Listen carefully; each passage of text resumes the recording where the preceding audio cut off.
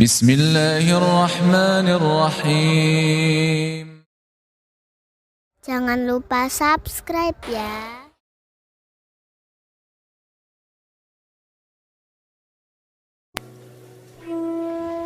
Bapak Ibu jamaah sekalian, kalau benar-benar ingin Anda sukses dunia akhirat, harus kita percaya sepenuhnya takdir. Kuncinya di situ. Percaya sepenuhnya takdir. Takdir itu menjadi salah satu rukun iman. Rukun iman ada berapa? 6. Rukun Islam 5. Salat berapa waktu? 5 atau 4? Yakin 5. Soalnya benar dah salat subuh.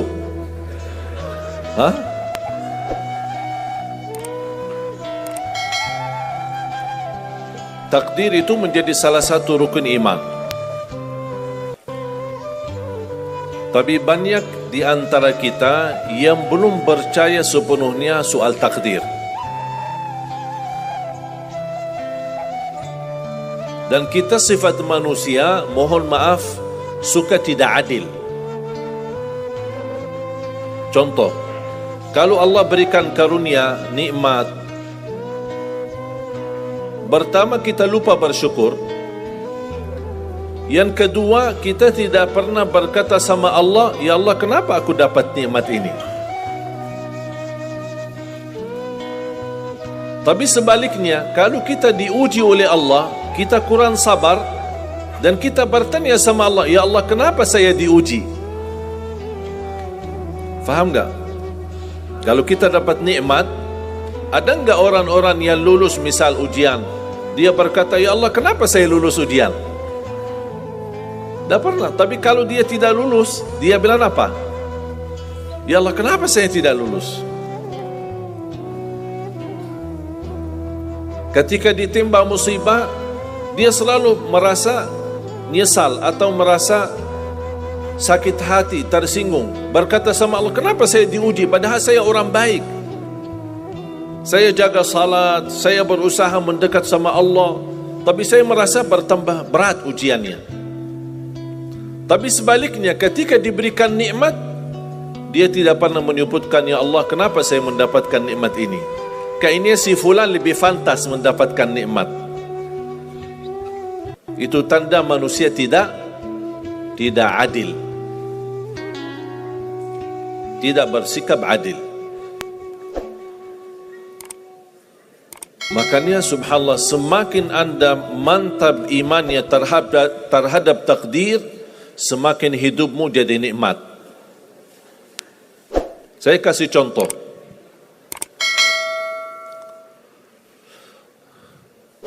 Tidak ada persoalan masalah takdir baik.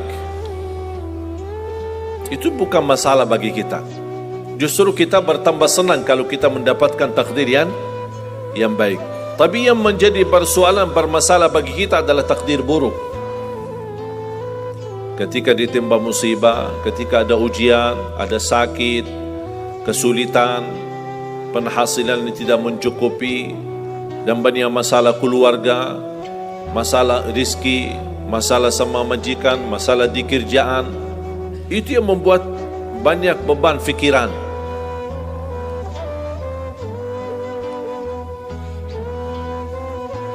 Tapi kita harus tahu, sebenarnya walaupun takdir itu ada baik, ada buruk,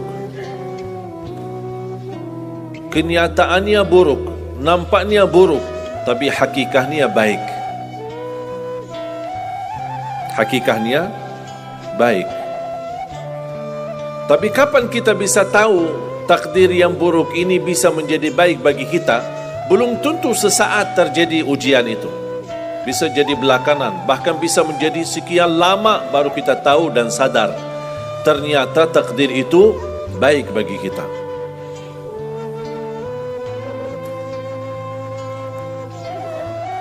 Saya kasih contoh.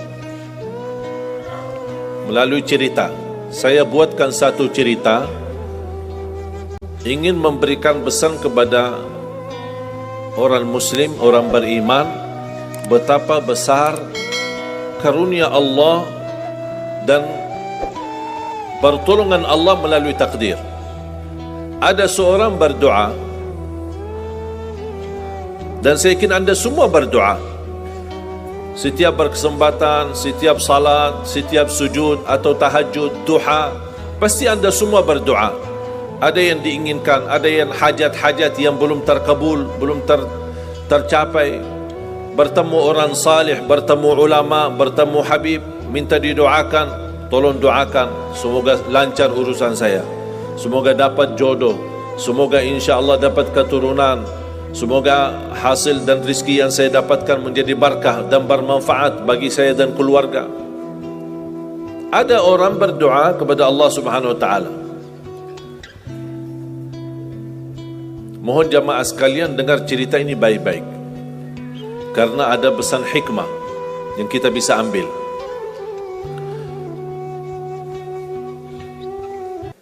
Orang ini berdoa tapi tidak melebihi selain doa meminta jodoh yang salihah, yang cantik, yang kaya. Itu aja doanya, tak ada yang lain. Setiap salat, ya Allah, jodoh yang salihah, yang cantik, yang kaya. Tahajud, ya Allah, jodoh yang salihah, yang cantik, yang kaya. Doa pas buka puasa, itu aja doa, tak ada yang lain.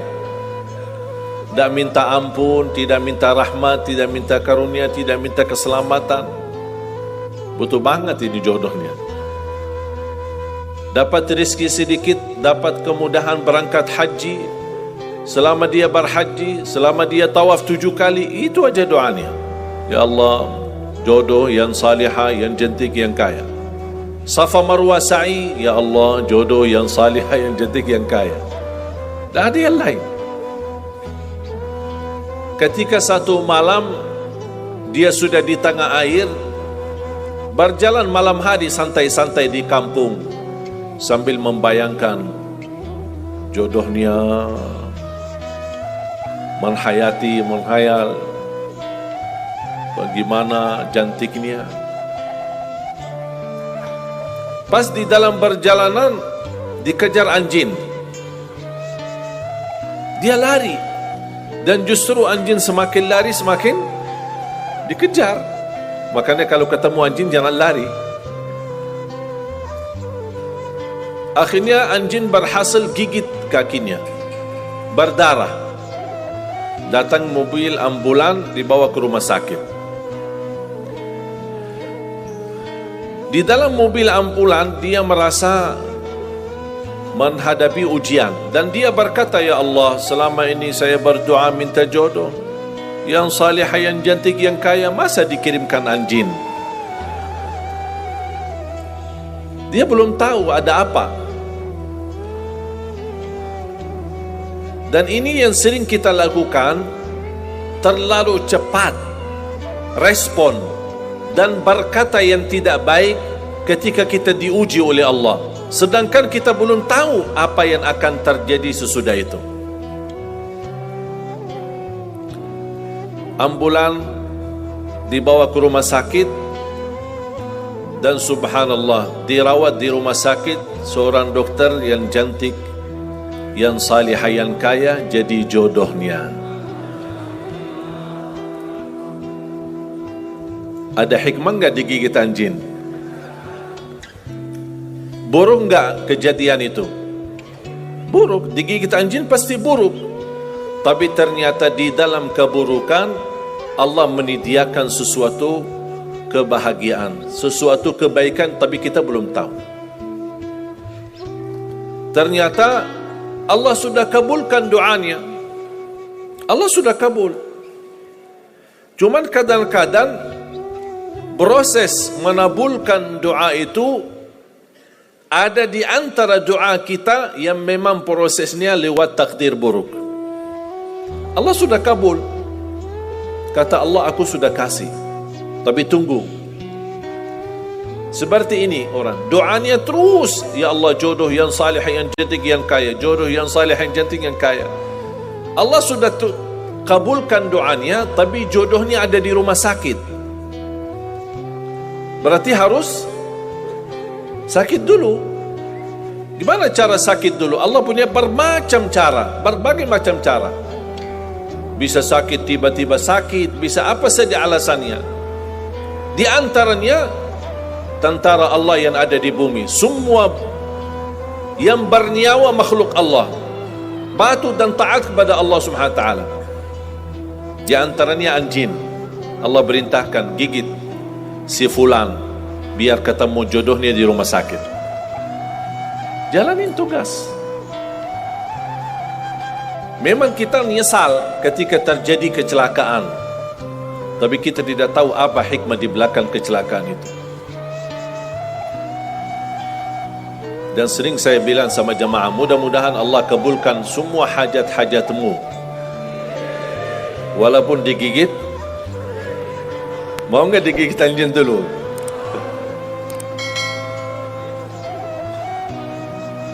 Sebenarnya kalau kita tahu rahasia takdir, apapun yang akan terjadi, kita tidak ada kekhawatiran.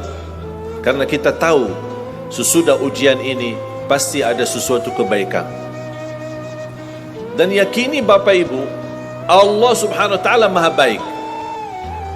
Allah tidak senang menyusahkan hambanya. Tapi kadang-kadang proses untuk menuju kebaikan ada kesulitan dan tantangan. Seperti cerita seorang bapa yang bercita-cita untuk berhaji. Saya bertemu seorang jamaah, usia sudah mungkin 80-an, 80 tahun lebih. Saya pas bertemu diceritakan ini marbot masjid, ahli masjid. Saya berdialog, bertahun-tahun Masya Allah, kerjaannya hanya lap-lap masjid, bersihkan masjid, jaga masjid. Saya berkata sama beliau, Pak, apa yang Bapak inginkan? Tahu enggak jawabannya apa? Saya ingin haji. Tapi saya orang tidak mampu. Doakan mudah-mudahan saya bisa haji. Saya bilang insya Allah Pak, kalau soal haji, soal umrah, itu tidak tergantung dengan kemampuan. Ada orang yang tidak punya uang sama sekali, tapi dapat dipanggil bisa haji.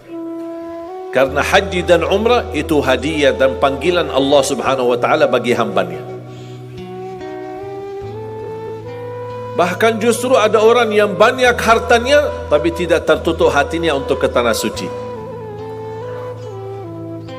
Boleh kita bercita-cita, berkeinginan ke tanah suci, tapi jangan digantungkan persoalan ini masalah kemampuan.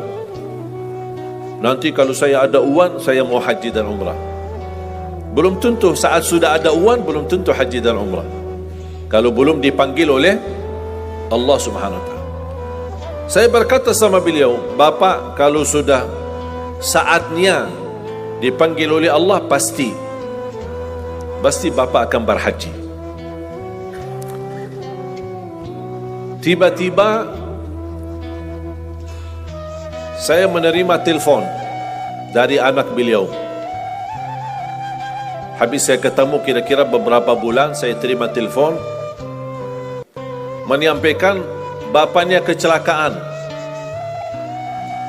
Kok gimana kecelakaan? Apa ceritanya? Dia bilang habis keluar dari masjid,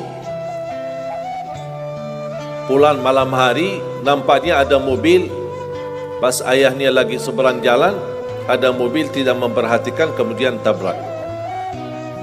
Alhamdulillah tidak terlalu parah, cuman perlu dirawat di rumah sakit sedikit, sebentar. Saya ke sana, pergi. Rumah sakitnya di mana? Dikasih tahu alamatnya. Saya datang kunjung silaturahim. Pas beliau bertemu dengan saya, nangis dan pingin peluk saya. Dan terus saya tanya gimana? Kata beliau, ada cerita yang istimewa terjadi sama saya. Ternyata orang yang menabrak beliau orang yang kaya.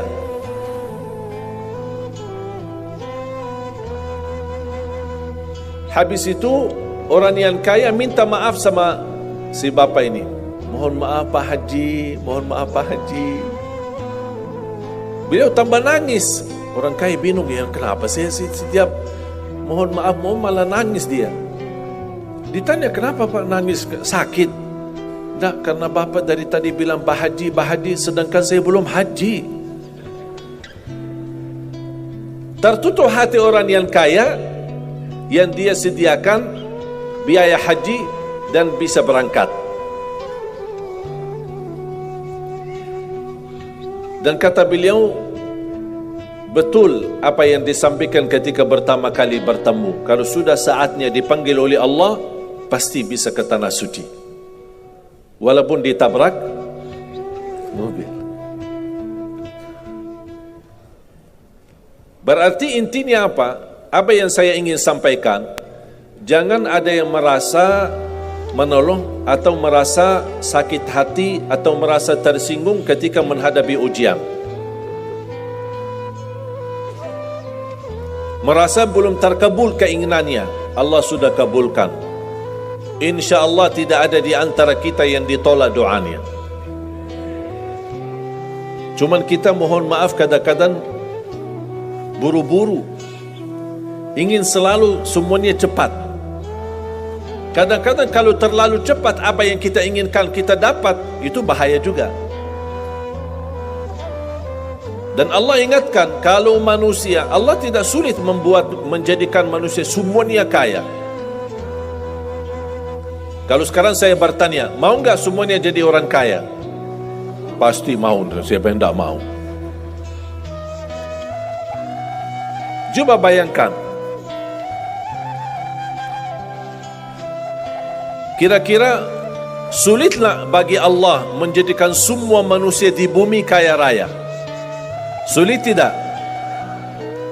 Tapi pertanyaan saya, kira-kira berjalan hidup kita enggak kalau kita semuanya kaya? Bisa berjalan lancar? Masa enggak? Semuanya kaya raya. Gimana kehidupan kita sehari-hari? Berjalan lancar tidak? Kenapa tidak? Saking banyak kekayaannya. Kalau semuanya kaya, memang sulit menjalani kehidupan. Contoh, cari supir, siapa yang mau supirin kita? Sama-sama kaya. Datang minta tolong sama teman. Boleh enggak ini cariin supir? Aku aja lagi cari supir, dah dapat. Mau punya perusahaan sendiri, butuh tenaga kerja kan? Semuanya orang kaya. Buat apa kalau mereka semua kaya, masing-masing punya pabrik, tapi tidak ada yang bekerja? Sulit enggak jalan hidup? Sulit. Sama sebaliknya, kalau semuanya di bumi miskin, susah. Kira-kira gimana hidup kita? Ya susah juga. Tidak bisa lancar hidup di dunia. Setiap ada orang datang minta tolong, Pak, apalagi saya Pak? Saya aja susah. Tapi makanya ada hikmah. Allah menjadikan ada yang kaya, ada yang miskin. Yang kaya menutupi kebutuhan yang miskin, miskin juga menutupi kebutuhan yang kaya, saling mengisi. Supaya apa? Supaya dunia ini berjalan, hidup kita berjalan. Tapi coba bayangkan kalau semua orang kaya tidak mau membantu orang miskin, dan semua orang miskin sombong dan mau melayani orang kaya, gimana kehidupan kita? Susah. Makanya jemaah sekalian, kunci anda sukses dunia akhirat, percayalah takdir. Dan semua takdir itu baik, tapi kita belum tahu rahasianya.